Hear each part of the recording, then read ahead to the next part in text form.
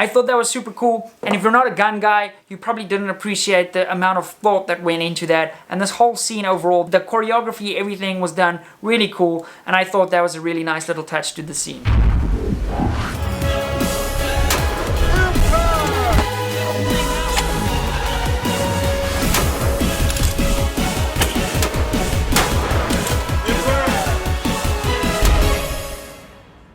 Welcome back to a highly requested video. In today's video, we are going to be breaking down Netflix's Extraction featuring Chris Hemsworth. Absolutely killer movie. I loved it. I watched it the first time. I had zero expectation, and I think that's really what is the key to having an enjoyable experience watching a movie, is having no expectations. Because I often find when people hype up, like, you gotta go see the new James Bond movie, then it usually falls flat because we set this expectation for ourselves. So if you haven't watched Extraction, make sure you go watch that on Netflix and then come back to this video, because I don't want to spoil it for you, so watch it first. It's okay. Anyway, without further ado, let's jump straight into this opening scene in Extraction.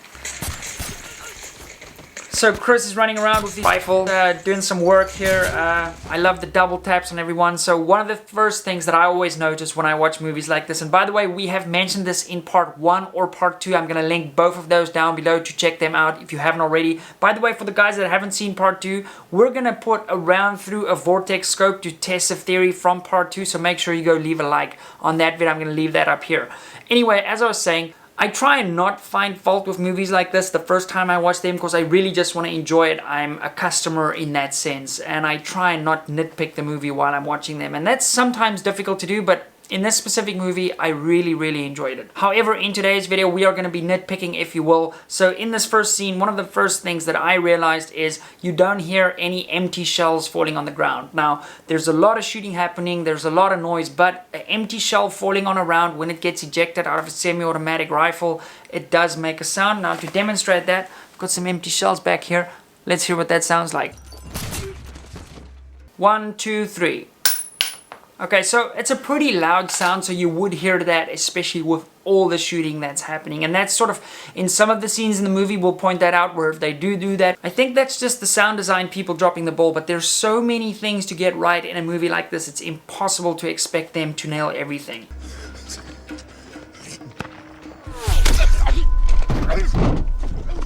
Okay, so right there, Tyler takes a sniper shot. Now, if you listen closely, if you're watching this with headphones on specifically, you can distinctly hear that sniper shot. Let's watch this again. Make sure you stick around till the end. We're going to be jumping into the ballistics of the actual caliber used of that H&K sniper rifle, and we're going to show you why it's impossible to hear the gunshot before the bullet gets its target. So without giving anything away, the movie skips back in time a little bit. Tyler does this awesome cliff dive to chill sort of at the bottom of the water. I've done my fair share of cliff diving. Actually, here's a picture of me doing a stupid high cliff dive a few years ago. And I really liked how they played off the fact that he sort of sits underwater and relaxes, and they tie in quite nicely with that at the end of the movie. So make sure you pick up on how they did that. I thought that was super cool.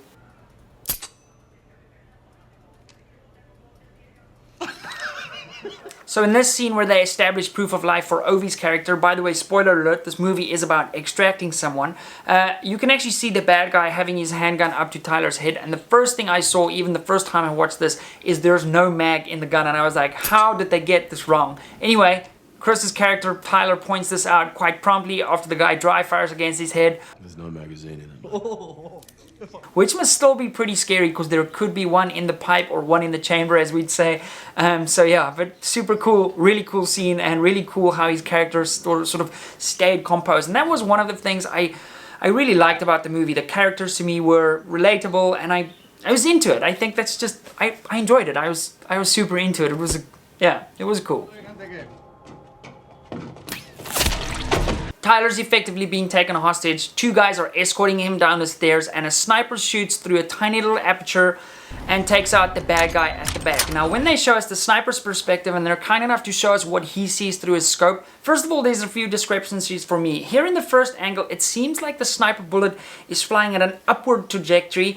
into the bad guy's head, and when they show the sniper angle, he clearly is shooting at a downward angle. The other thing I don't like about how they've done this here, especially here you'll see it as it appears that he's hitting the actual concrete of the aperture before he's hitting his target. Now that would explain the angle discrepancy, because that would be a deflection hitting the guy, but really super risky in this case scenario, because clearly it's super light outside, it's very dark in that staircase, so you'd have no real way of identifying which target you're shooting at. It would almost be impossible to pick out the correct target.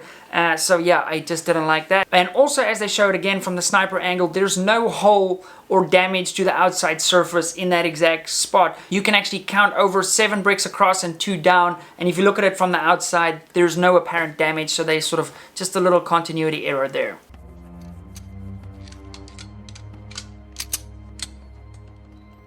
So the rest of the extraction crew are getting their gear ready, and this guy actually inserts a mag into his Glock and actually racks the slide. And the golden rule of firearms, there's a few safety rules, and one of those rules is you don't point your firearm at anything you're not willing to destroy. Okay, and in this case, clearly he violates that rule because his muzzle is pointing downrange towards other people and he's putting a live round in his chamber. That's an ultimate no-no.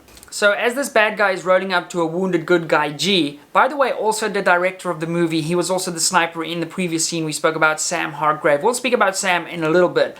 But as the bad guy sort of rolls up to him, if I was the bad guy at least, or in a tactical scenario, I'd be putting rounds into that target, because as you can see, he gets really close to him, and our good guy's actually got his hand on his pistol pointing towards him, and he could have easily gotten 1 or 2 shots off, and that would have put your life in danger. So if you're rolling up to a threat, if your goal is to end that life, you'd probably be putting rounds into that target from a safer distance without exposing your whole body. So I think that was a little bit silly, but very dramatic. So without a doubt, one of my favorite things about Extraction was how immersive the experience was, the way they filmed it, the way they put it together.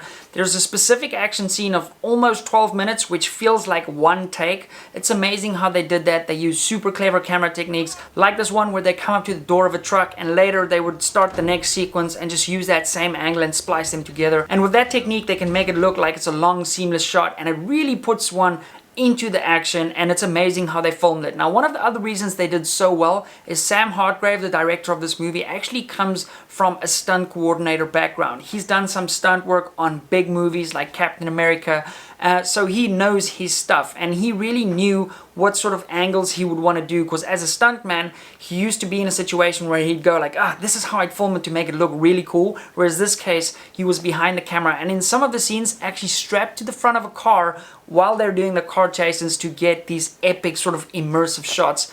And I think that's what made the movie so cool for me. It was really just this full-on immersive experience, and I loved that about it. So this next scene I call the AD scene, accidental discharge scene. There's a few guys discharging their rifles / handguns without wanting to do so, and I thought that's quite funny. In real life, it's not funny when somebody ADs at all. I've unfortunately done that, learned a lot from it, separate video on that if you want to check that out here. Anyway, let's roll this sequence and I'll point out some things as we go through it. Right, so right there, Tyler grabs the AK, diverts the muzzle away from himself. He's got his Glock 17 pointed straight at the torso of the bad guy. Why run the risk of engaging in a fist fight with somebody if you could put rounds on target immediately, effectively, and you know you're not going to miss from this range? So I guess it doesn't make for a super cool choreographed fight scene, but yeah, that's probably a realistic situation. Grab that muzzle. The reason you want to grab the muzzle, I've never grabbed somebody's muzzle. You want to divert that away from you so he can't shoot you and you can make bang bang like this. So a real operator will probably just squeeze the few off there. So as we go through the scene, make sure you count the number of times Tyler shoots his Glock 17 without reloading. Leave me a comment down below. I'm going to reveal the number at the end and I want to see who gets it right. So this is why I call it the AD scene. Immediately as he grabs that guy's AK, that guy squeezes a round off, it goes somewhere into India. And as he comes up to the next guy, he also fires his handgun without actually wanting to fire his handgun. And that's really what happens when you have your finger where it shouldn't supposed to be if you're not quite ready to shoot. Now during this whole sequence, you'll notice Tyler's actually gripped his handgun and he's fighting and punching people with his handgun, and the whole time his finger through his trigger guard. So it's an absolute miracle that he didn't shoot multiple times. I mean, imagine if you're punching somebody like full force with your finger on the trigger, you're gonna discharge that firearm very, very likely. Especially maybe if you're doing it once or twice, you'll get away with it. But if you're doing a full-on fight scene, then you're probably going to discharge that firearm at some point. So once again here, he's got a clean shot at his enemy, but instead he engages in hand-to-hand combat, which is not the smartest move. So once again there, he full-on punches somebody with his finger through the trigger guard and doesn't discharge his firearm. So throughout the scene, obviously, there's a lot of action, a lot of sounds, a lot of things happening. Again, one thing we can note, there's no cases actually falling on the ground. I dropped the rifle case to demonstrate. Pistol cases make the exact same noise. Maybe not exactly the same, but it makes a noise.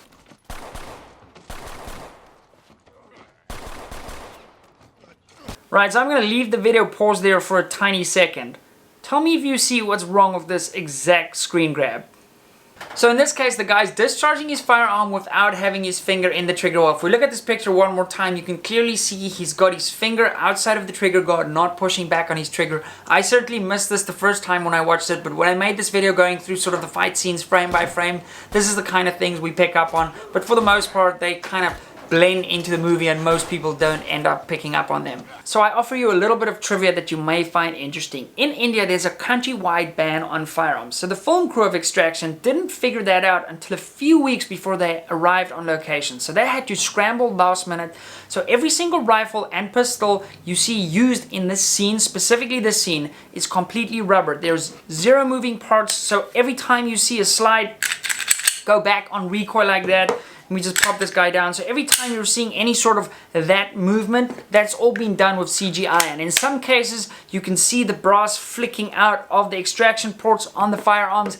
But I think the CGI guy and the sound guy, there's a disconnect there and they haven't put in all the little cases falling. But I think, given the fact that none of these are sort of firing blanks or airsoft guns where there's at least a little bit of blowback, the actors and the team of CGI people did a phenomenal job. And I'm going to be dead honest with you, the first time I just watched this, if you told me that those firearms were not even functioning, they were completely rubber, I certainly didn't notice it. Did you? Be completely honest in the comments down below if anybody knew that without having seen any of the sort of behind the scenes Extraction stuff. So I think they did a phenomenal job putting this whole scene together, all things considered. So something really cool happens here. The bad guy grabs onto the slide of Tyler's firearm, and as that round goes off, due to the mechanics of the firearm, the slide can't reciprocate back, eject the empty casing from the chamber and collect the next round and put it in the chamber. So effectively, it leaves his firearm inoperable with an empty shell in the chamber. So then he has to fight a little bit with his handgun, and then he proceeds to rack it manually on his vest. So effectively what he's doing is using the rear sight, hooking it on a hard surface, and he's able to eject that casing, pick up the next one, and get his gun back in the fight. So I really appreciated the attention to detail there. I thought that was super cool, and if you're not a gun guy, you probably didn't appreciate the amount of thought that went into that. And this whole scene overall, the choreography, everything was done really cool, and I thought that was a really nice little touch to the scene.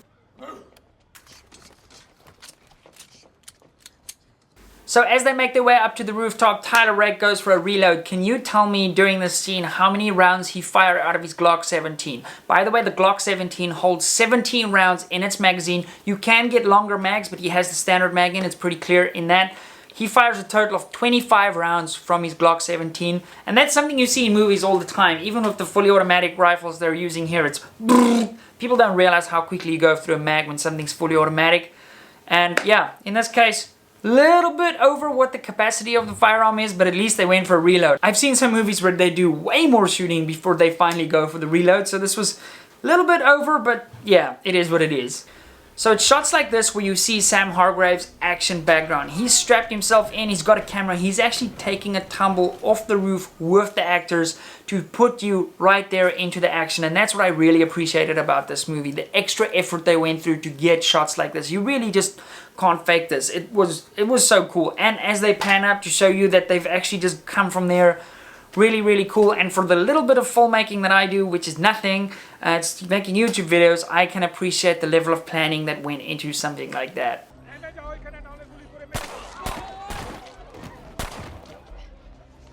Now during the scene, there's a lot of shooting into guys wearing body armor. Now I don't know if they're not having any plates in their body armor, they're just using the vest sort of to carry gear and stuff like that, but I doubt law enforcement would roll their people out without actually having plates in. Now if this video gets 30,000 likes, I'll do some shooting into body armor of my own and we can do some testing on that. Put a 9mm point blank to body armor and see what it does. So please make sure you drop a like on this video, and if you have not already done so, I would really appreciate it if you considered subscribing. So here's an example where they actually got the sounds of the shell casings hitting the floor correctly. So can we just have that throughout the whole of Extraction 2, because that will just add to the immersive experience. Thank you very much, sound people.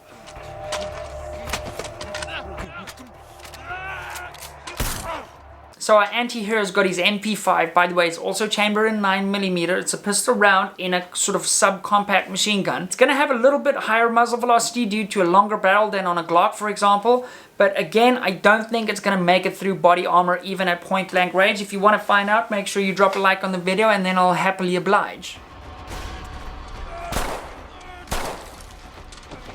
So during this last shootout, knowing what we know, they're using rubber firearms. Again, there's no shell casings on the floor. So just get somebody with a little tub of shells and just, you know, have them like flick it into the scene. And just that way it'll be so much more immersive and it doesn't even cost much. So I do that for you. So on Extraction 2, if you guys need an expert shell thrower, just let me know. I can do this all day for a small fee. So this is the scene that you guys really requested. There's a bunch of things in here that really play to my field of expertise. By the way, if you guys are not familiar with my background, I shoot professionally for a number of the biggest companies in the world. Vortex Optics, Modular Driven Technologies, for example. If you're not familiar with MDT, check them out, mdttac.com. They happen to be the sponsor of today's video. That's one of my beautiful rifles in their ESS chassis. So head on over to mdttac.com. Thanks guys for making this video possible. You guys absolutely rock. Now, the sniper rifle in question is an H&K SL8. Now that's chambered in 5.56, which is basically the same as 223 Remington, which is what I have in my hand over here. Now I know you guys are confused because in the Netflix show Shooter, Bob Lee Swagger says that 5.56 is only good for shooting squirrels. 223 Remington. This bullet isn't powerful enough to take down anything bigger than a squirrel. Okay, we'll debunk that in a separate video. By the way, I just didn't have the time to watch the whole of Season 1 of Shooter, but that's going to be our following video. Hopefully, I'll have some more time in July to get onto that for you guys. So, now given what we know about the 5.56 ballistically, let's assume the sniper's using a heavier grain bullet because he wants to shoot a little bit further. In my case, 223 Remington is very similar to a 5.56. So, I shoot an 80 grain bullet at about 2,840 feet per second. Now what I was able to do is determine the frame rate that the movie is shot in 24 frames per second and actually count the frames since we hear the actual gunshot go off until the bullet reaches its target. Then we can reverse engineer that to get us the amount of distance between the target and the shooter.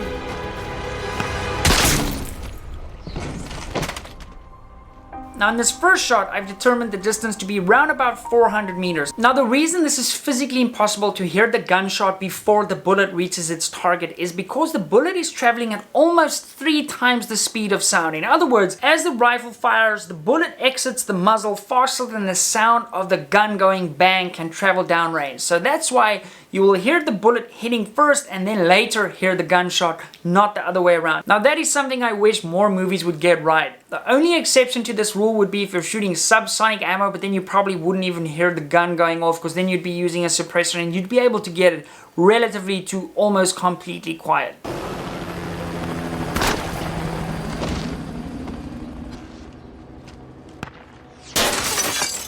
So in this scene, because they give us the sound of the gunshot, which we now know is complete BS, we're able to calculate that the bullet flies about 0.7 seconds to its target. Now, given the ballistics information we looked at earlier, that means the target is about 500 meters away. Now, if you look where the target's head is at the time we hear the gunshot to where his head ends up being by the time the bullet hits him, that means to me the sniper was either anticipating where he was going to be, which is highly unlikely, or this was a complete luck shot, or just not the greatest editing. Maybe you should have just chosen a stationary target instead, because that means the shot's a little bit more realistic.